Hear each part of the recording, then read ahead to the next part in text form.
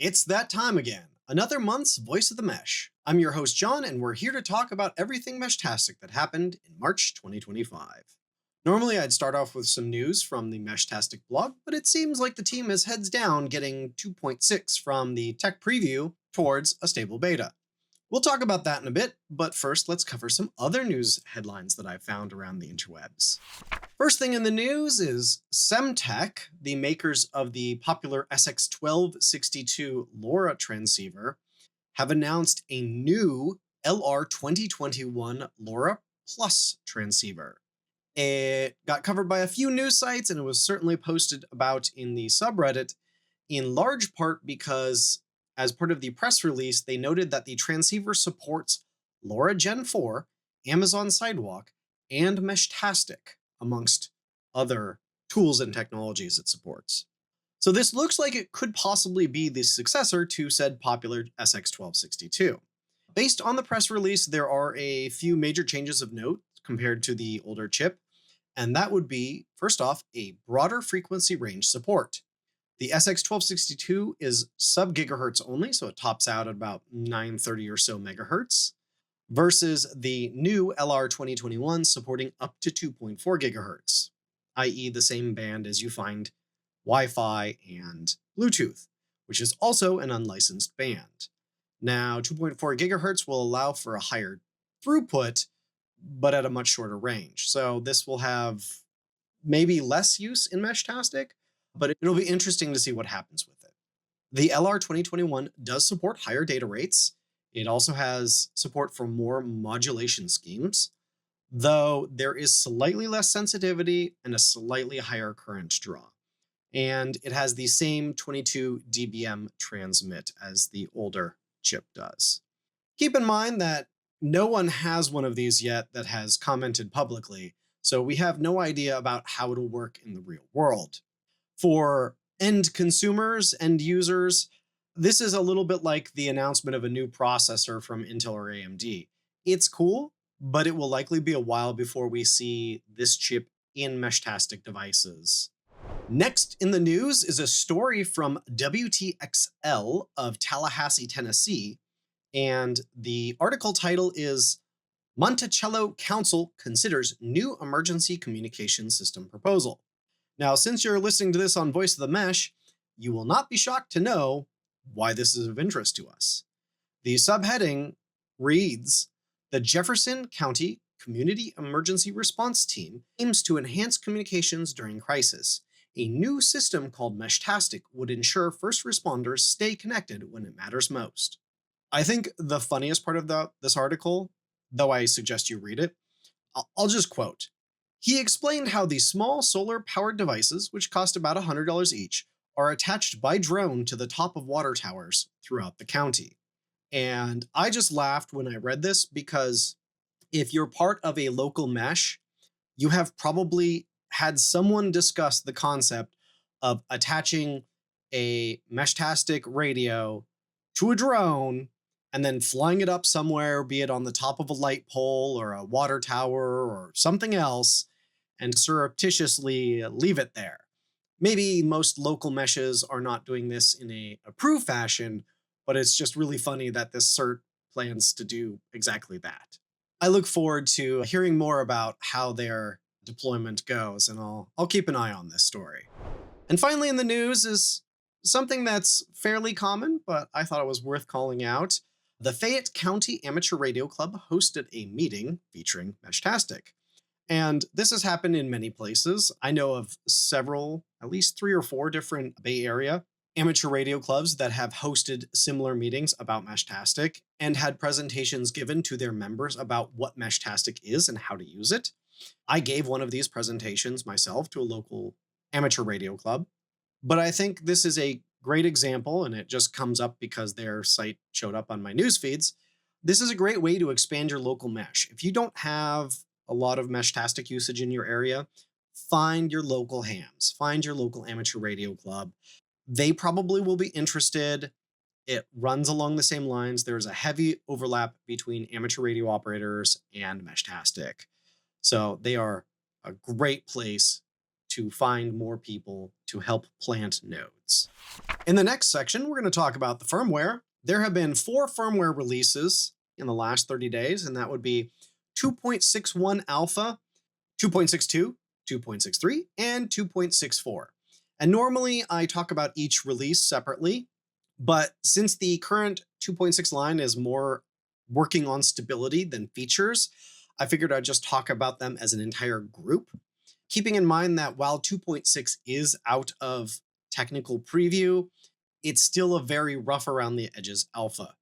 If you want a stable experience, please wait for the beta. All of these 4 releases are heavy on bug fixes. There's just bug fixes after bug fixes. They're doing little tweaks and fixes and optimizations for the new 2.6 features like the new Ink HUD and the new Meshtastic UI. My hope is that when the beta rolls out, it will be a really smooth and good experience. If you're looking for stability, wait for that beta, as exciting as the new 2.6 features might be. If you have upgraded or do plan to upgrade, do remember that it will wipe your device. Beyond all the other major features of 2.6 that have been talked about in the past, what notable items are in these firmware releases? First is support for a bunch of new hardware, and that includes the eByte E77 dev kit, the Seeed XIAO NRF52 kit, the Meshtoad USB LoRa board, the Electro ThinkNode M1 and M2, and several of these I'm going to talk about in the new hardware segment in just a moment. There's also support for a number of new sensors, including the LTR390 ultraviolet sensor, DPS 310 high accuracy barometer, added support for the rain gauge data from the already supported EcoWit WS85 weather station, support for the Heltec HRI3621 industrial sensor hub, and finally, the LS20031 GPS receiver. Like I said, a ton of new sensor support. The final item that really caught my eye was one noted line around Wi-Fi OTA, or over-the-air updates. There's not a lot of details today, but it looks like there may be a possible future where there is support for doing IP-based updates of ESP32 devices. So if you are putting a node up on the roof, on top of a building, somewhere where it's generally difficult to access, one of the biggest problems about Meshtastic today is that the firmware is moving very fast, and updating that firmware on those inaccessible nodes is challenging, to say the least. This may be a solution because your node is presumably already on the network, so Wi-Fi OTA or IP-based OTA will allow you to update it remotely. That being said, if you are putting a node where it's less accessible but has regular power, I would strongly recommend going to take a look at the FemtoFox Pro. I talked about it last month. I had one at that point in time. It's now been installed on my roof, specifically so that I don't have to climb up there and plug in a USB cable to my radio to get it updated on a regular basis. But in addition to that, I have 2 more sitting on my desk. I'm not sure what I'm going to use them for, but they are just such great little devices for long-term installs that I couldn't pass up getting a few more. So in the new hardware segment, we have a bunch of items, obviously, to talk about for hardware. I'm going to start with the Seeed XIAO series. There's actually 2 different units here, the XIAO ESP32S3 and WIO SX1262 kit. And the second one is the exact same thing, except it uses an NRF52 chip instead of an ESP. Now, the ESP32 edition has been around for a few months, but it seems like they're just starting to become regularly available, whereas the NRF edition is brand new, and being NRF based is going to be significantly more battery friendly. Both devices are the same form factor. They're about thumbnail sized. They will be great for little tiny nodes that you want to hide in all sorts of little random places. The XIAO series, I don't know if it's XIAO or WIO, but that series of devices from Seeed has a series of shields available for purchase that hooks up to accessories and Grove ports and whatnot. But the biggest thing about these is that they are probably the cheapest possible Meshtastic radio node that you can get today. The XIAO ESP32S3 kit is $10 and the NRF52 kit is $14. I will say, based on some reviews online and simply what to expect out of a $10 kit, the antenna is probably not the greatest. If you just want to use this for playing with a couple of nodes around your home, then that'll be fine. But if you actually want something that is a good, strong node for repeating, for hiding places in a solar node somewhere, really expanding the mesh, get a better antenna. You can get half decent antennas on Amazon for a few bucks. It's really not expensive to buy a decent 3 dB. The second piece of hardware that we're talking about this month is actually not a Meshtastic device, but you'll understand. It's the LilyGo T-Deck Pro. Now, because the T-Deck and the T-Deck Plus were Meshtastic devices, everyone assumed that the T-Deck Pro would be a Meshtastic device also. It looks somewhat similar to the previous T-Decks. It has the same form factor, but this time it uses an e-ink display for better battery life, but unfortunately still uses an ESP32, and they combine that only with a 1500 milliamp hour battery. Likely it has not the greatest battery life. Maybe a day if you're lucky, but probably 12 hours at most. At this point in time, it's not a supported Meshtastic device, other than the fact that it does have a LoRa chip. It also has 4G. So this feels like it's an attempt at something more akin to an unphone, where it's not exactly a phone, but still in that same realm. I'm not entirely sure what LilyGo's target market is for it, but I look forward to seeing what people do with it. Being e-ink, it would use the ink HUD, so maybe it won't be too bad for Meshtastic. Maybe it'll be built-in portable MQTT uplink device. Who knows? The next on the list for new hardware is the Rack Wireless WizMesh repeater system with solar panel and high-capacity battery IP67. This is a $300 all-in-one solar node. Now, before you freak out, this is actually an excellent price for a business or a municipality. Rack advertises it as professional grade, and I would have to agree. Yes, a DIY solar node is cheaper. There is no doubt about that. You can build a really quite good solar node on your own for probably half that price. But if you are a business, a municipality, maybe you're that CERT team from the news segment, and you just need certified professional devices that are ready to go, that are IP67, that come with a warranty, that come with a company backing them in order to get them past maybe city or county inspectors. This is a really good option, and it's really not that expensive for, again, a business or municipality. If you like the idea of a solar node and don't want to spend that much money, there have been an absolute ton of solar nodes posted on Reddit this month. Plenty of people showing off the cool things that they have done, the different ideas, the different takes on it, how they're doing it, what hardware to use, and how much it's costing them. So if you want a solar node that's professional, you've got a good option for that now. And if you just want a DIY node to sit on your roof, like I do, you can do something for half the price and throw it in an ammo box and use a sealed lead acid battery instead. Finally, in the new hardware category, we have the Elecro M1 and M2. Starting with the M1, this is a $40 device. It's NRF52 based and uses the SX1262 LoRa module. It has an e-ink display, a rotary switch, 1200 milliamp hour battery, GPS, and real-time clock.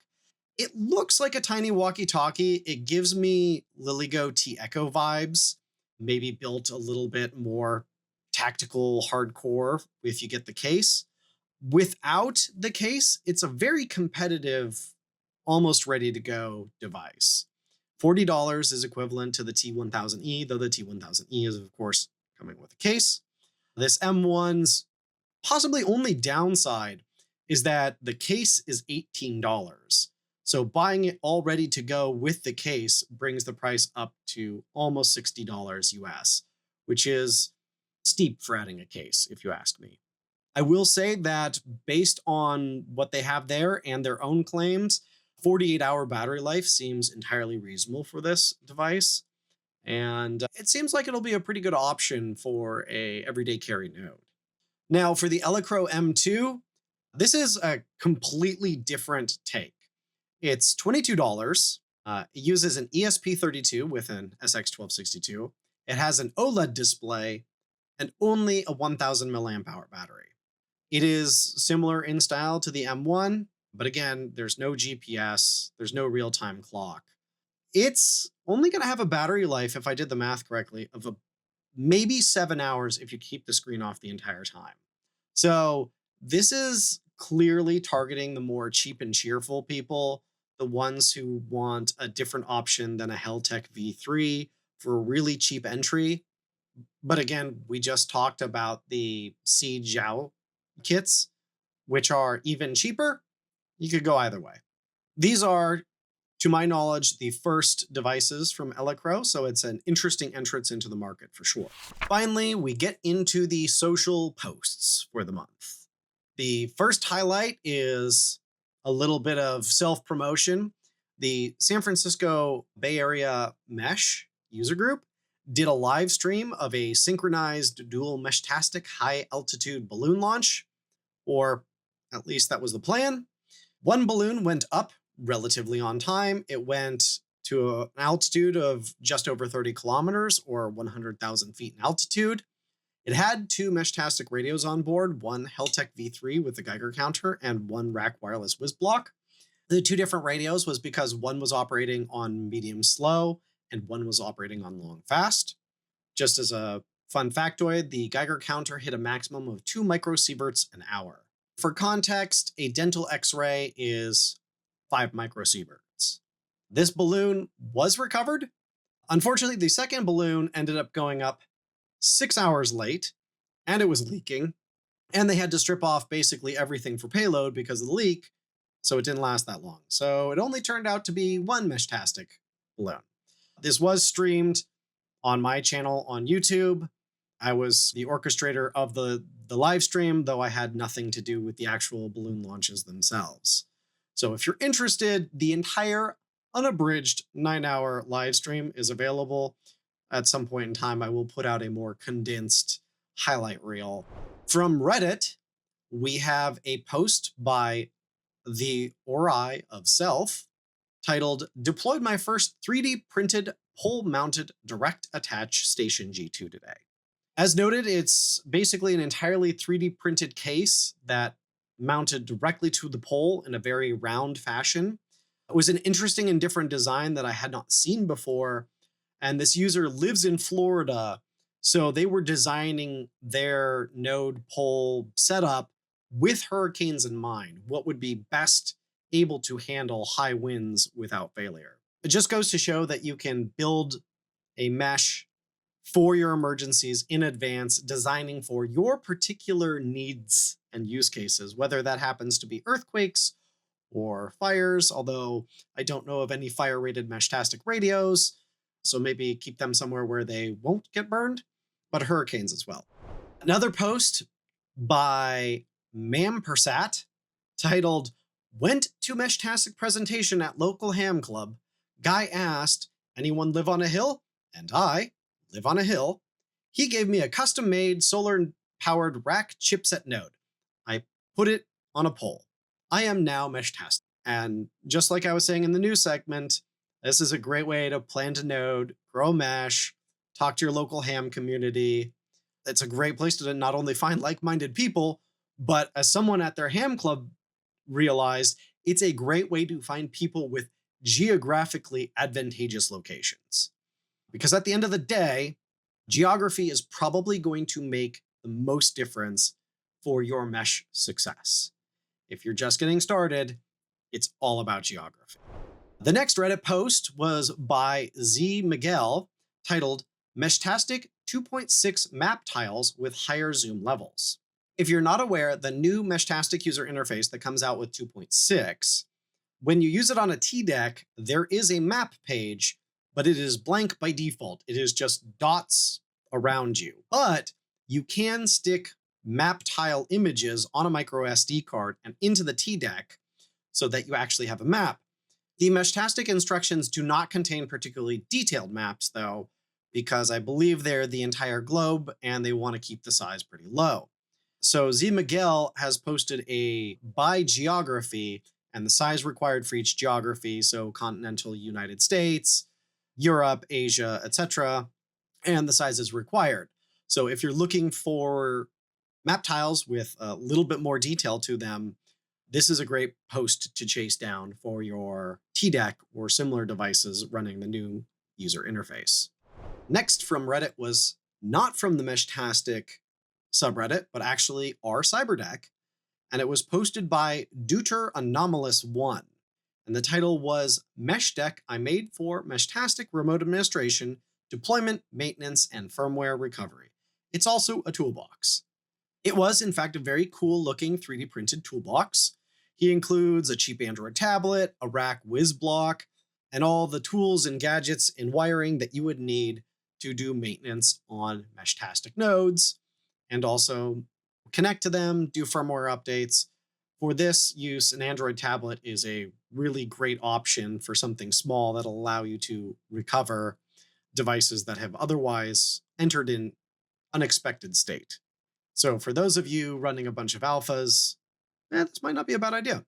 Next is a very simple post by Boring Material 1891 titled Welcome to Coconut Wireless. It was a screenshot of the Hawaiian mesh, with the farthest nodes being 400 kilometers or about 250 miles apart. And now, this was not single hop distance, it's using the mesh. To my previous point a couple of social posts ago, geography, line of sight makes a huge difference. Basically, the Hawaiian Meshtastic user group has been putting nodes up on volcanoes. When you're doing that, your limiting factor for range basically becomes the curvature of the Earth. Mauna Kea on the Big Island, I apologize if I butchered that pronunciation, that volcano is almost 14,000 feet tall. That gives you almost 150 miles to the horizon. Of course, you could go even farther than 150 miles if you're talking to another radio on another mountain, or in this case, another volcano. So again, if you're in an area without Meshtastic coverage, or you're looking to improve it, getting that altitude, getting nodes higher is going to make more difference than almost anything else you could possibly do. And the final post from the social section is by MIBG92, and the title is Nodes at Protests.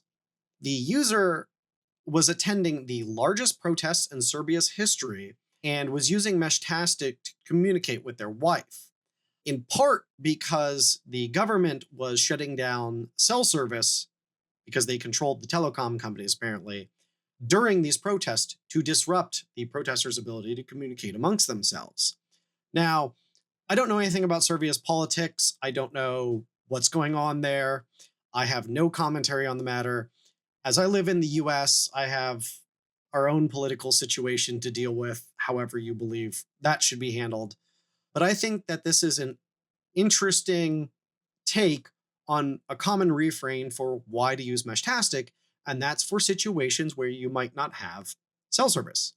Now, whether it's a government instated cell shutdown or not, cell service often gets overloaded when you have too many people in the same location that's not designed for. So yes, you can have 40,000 people in a sports arena and your cell phone service works fine because they have cell towers every 100 feet or whatever it is, just absolutely maxing out the cell coverage in that particular space. But for a downtown, it's probably not designed to handle 10,000, 50,000, 100,000 people in a few blocks all crammed together. So regardless of whether you have an authoritarian government or live in a country where your government is heading towards authoritarianism, you can still have cell issues in a protest anywhere, anytime that there's a lot of people gathering together. You might have trouble with your cell phone service, and Meshtastic is a great option to use as a backup. Now, apparently, Meshtastic's not super popular in Serbia at this time, so there's no real mesh, although MIBG92, our poster, noted that they did see a few other nodes pop up. Even if you're not using the mesh, just a couple of nodes could help you in case you do get separated from the people you care about. To wrap up the month, even without any big blog news headlines, it's been a really busy month. As usual, I want to thank you for listening, especially for those of you who made it all the way to the end of the podcast. As a reminder, I would love to hear from you. Leave a comment on YouTube, post at us on Blue Sky, message on Discord, be it feedback, comments, critiques, news stories, or even self-promotion. If it's Meshtastic related, I would love to hear about it. Obviously, I've been mentioning the Bay Area Mesh because that's a group I'm a member of, but I would love to hear from other local meshes and what you're doing and what cool things are going on in your local regions, because I think the users of Meshtastic do a wonderful job of learning from each other if we hear about it. So until next, stay safe and keep on meshing.